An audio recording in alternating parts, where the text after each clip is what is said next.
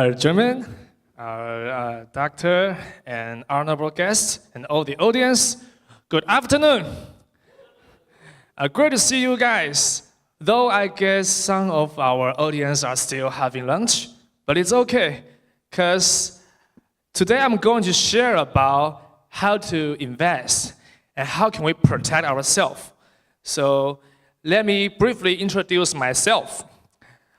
I'm a CPA. I'm a certified public accountant from United States and a certified public accountant from Republic of China, and also an anti-money laundering specialist. I was a blockchain researcher when I was in National Chengchi University, and then I went to National Taiwan University, which are the two best universities in Taiwan. In school, we do a lot of projects. And then we gotta be an entrepreneur. We have an investment company, consulting company, CPA firm, and we have a Facebook fan page, writing articles and release some ideas, share worldwide.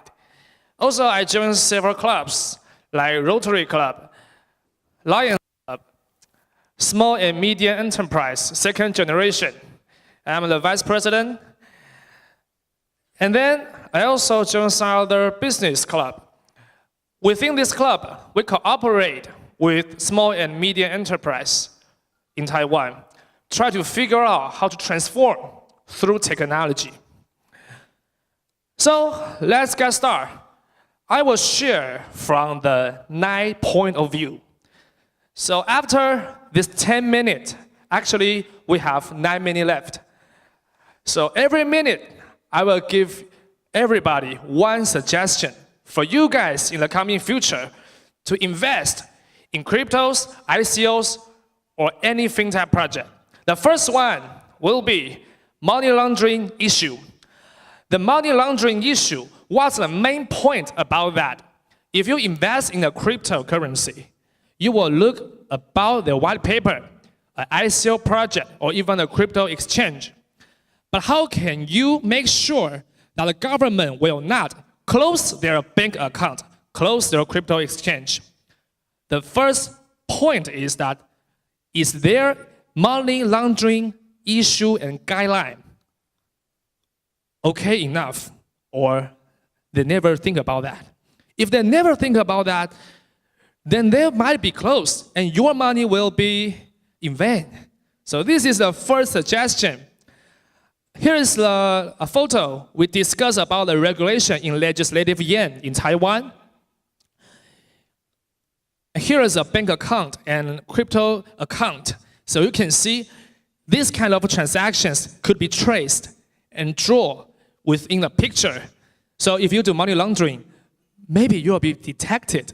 So if others are doing so, you know they will be detected. The second part will be blockchain technology. We know blockchain technology is solving 4 problems. They will give us efficient, trust. But what's more is cybersecurity. Cybersecurity, we are going to share 2 experiences. This is one of the events we held 3 years ago. I am going to simplify the case into 2 PowerPoints. This was a famous ICO. I gave money to, for example, the host. While I gave him $1, my account will minus $1, right? And the $1 will went directly to his account. But within this smart contract, the code will never end. So I will keep giving our host $1.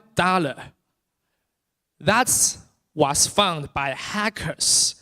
So this ICO was failed.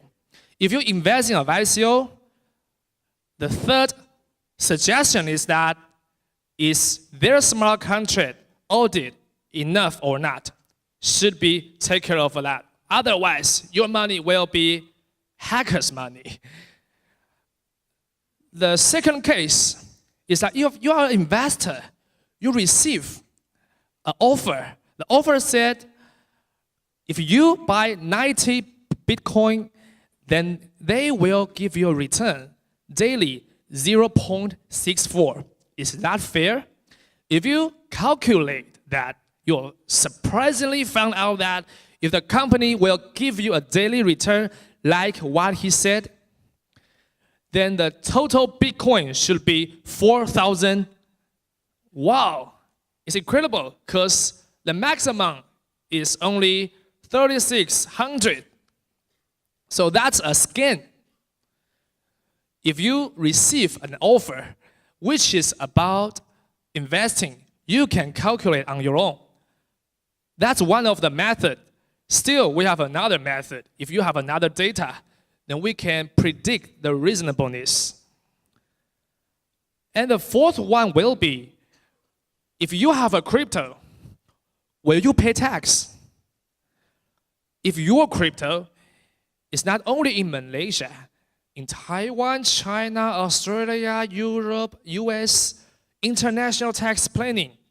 Because my graduate thesis is about cryptos on international tax. So this is the picture I share in National Taiwan University, talks about international tax. And because some of our friends, they didn't pay tax to the tax bureau. So they're afraid. How can they react once the government said that, oh, you guys, tax evasion? I already prepared a slide for them. If you have a lawsuit with the government, what is the main point you should insist? And what are you going to say in the court? And this is a sandbox rule. Actually, we have 70 countries who have sandbox rule. Information which is okay or not okay will influence your price. If you invest in a company, you will see if the regulation there is healthy or not, right?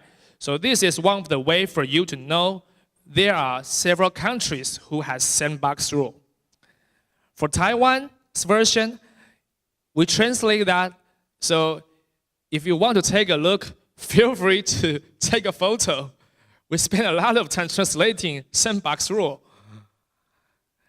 And then I wrote some articles in Chinese, but maybe in the coming future I'll try to translate into English. And next is financial standard. We know IPO, initial public offering, but now initial coin offering. How will that react?